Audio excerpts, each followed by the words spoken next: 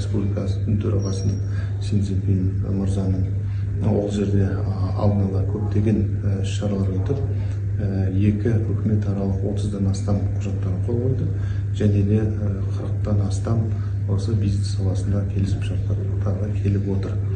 Енді кезекте бізде жоғарғы басшылардың арасында және де үкіметаралық қарым-қатынастарда өте жоғары деңгейде, және де бүгінгі таңда шешілмейтін қандай да бір проблема жоқ екі елдің арасында.